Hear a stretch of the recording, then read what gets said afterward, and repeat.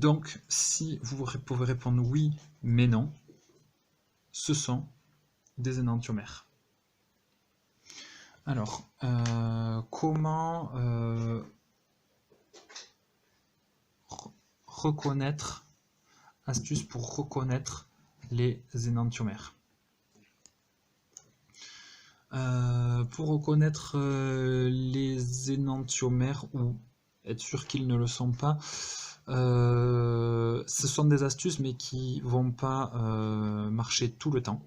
Et si on ne peut pas mettre en place une de ces astuces, eh bien, il faut faire la démarche que je viens de faire précédemment, c'est-à-dire on dessine la première, on dessine son image dans le miroir et on la retourne. Est-ce que ça donne l'autre? Oui, non, ok, elles sont superposables, elles sont pas superposables. Ça, c'est vraiment la seule règle qui marche tout le temps. Après, il y a quelques astuces pour en amont, avant de faire cette démonstration, se dire ok, bon, je sais déjà que celle-là, ces deux-là, elles sont énantiomères, ou je sais déjà que ces deux-là, elles ne le sont pas. Si elles possèdent un seul carbone asymétrique, alors on est sûr à 100% que les deux molécules vont être énantiomères. Qu'est-ce que c'est un carbone asymétrique? C'est un carbone avec 4 groupements différents. Si on reprend notre molécule de tout à l'heure, on voit que ce carbone là, il a bien 4 groupements différents. Il a un OH, un H, un CH3 et une chaîne carbonée CH2, CH3. Donc on a bien le groupement 1, le groupement 2, le groupement 3 et le groupement 4. Donc ce carbone là ici, il a 4 groupes différents. C'est donc un carbone asymétrique. Et du coup, une fois qu'on l'a repéré, ça c'est conventionnel, partout tout le monde fait pareil. Quand vous repérez un carbone asymétrique, il est bon de lui mettre une petite étoile. Je vous l'ai mis ici, on le note C étoile. Donc C étoile, forcément un carbone asymétrique. S'il n'y en a qu'un, vous êtes sûr 100%, c'est la molécule, elle va avoir un énantiomère. Autre astuce, à l'inverse, si dans la molécule vous trouvez un plan de symétrie, alors là, vous êtes sûr que les deux molécules ne sont pas énantiomères et qu'à un moment, elles vont, vous arriverez à les superposer. Si vous n'arrivez pas à avoir ou cette astuce pour être sûr que oui, ou cette astuce pour être sûr que non, eh bien, il n'y a pas d'autre option que de dessiner l'image dans le miroir et de la retourner pour voir est-ce que elles sont superposables ou pas, comme j'ai fait au tout début de cette partie sur les énantiomères. Quelques petites précisions sur les énantiomères. On dit que les énantiomères sont des molécules chirales. Ok, donc deux molécules qui sont énantiomères, elles sont chirales et on revient à la définition, ça veut dire non superposable à son image dans un miroir plan. Ok, ce que je vous ai démontré au tout début. Dernière partie de ce chapitre. Donc si jamais, je reviens ici, ils sont stéréoisomères de configuration, ils sont images l'un de l'autre dans un miroir plan, et en plus, oui, ils sont superposables.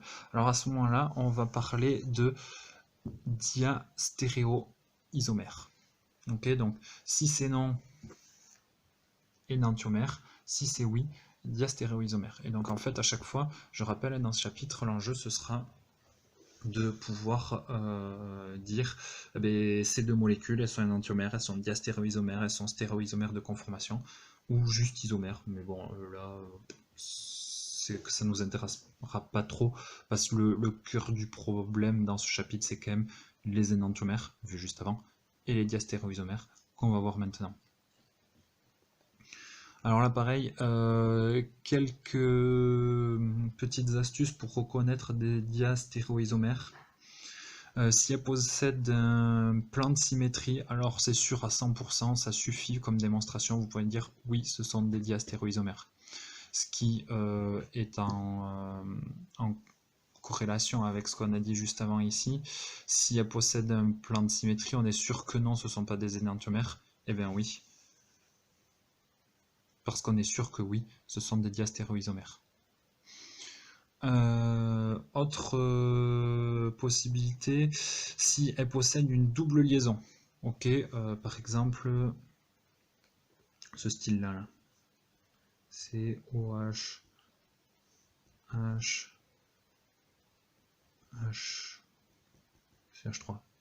Pour donner un exemple quelconque, si vous avez une double liaison là, alors là c'est clair, c'est sûr à 100% que vous êtes en présence de diastéréoisomères. Alors on parle de diastéréoisomérie Z ou E. Ça on l'a vu l'année dernière en première. C'est est-ce que les gros groupements sont en face ou pas. Ok. Si ils sont en face, je vous en dessine un juste à côté ici.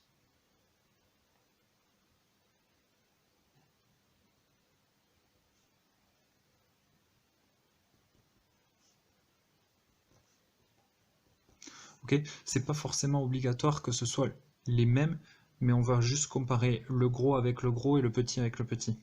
Si le gros et le gros sont en face, on va parler de diastéréoisomérie Z.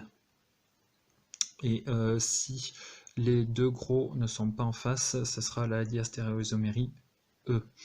Le moyen mémotechnique pour les identifier et voir est-ce que c'est Z ou E, vous les numérotez, vous mettez, mettons, le gros, le petit, et pour relier gros, petit, gros, petit, on voit que ça dessine un Z. Et du coup, si ça dessine un Z, et ben, c'est la diastéréoisomérie Z. Et E, ben, c'est l'autre, il n'y a pas vraiment de moyen mémotechnique. Dernière astuce, pour reconnaître un diastéréoisomère, s'il possède deux carbones asymétriques. Alors attention, c'est l'astuce la moins fiable parce que c'est très probable, mais pas sûr. Et du coup, dans ce cas, il faut revenir à ce qu'on a vu précédemment avec cette molécule-là. Vous la dessinez dans un miroir, son image dans un miroir, vous retournez, vous regardez si c'est superposable. Si oui, alors effectivement, c'est vraiment un diastéréoisomère. Sinon, eh bien, c'était des énantiomères. Voilà, on est arrivé au bout de ce chapitre.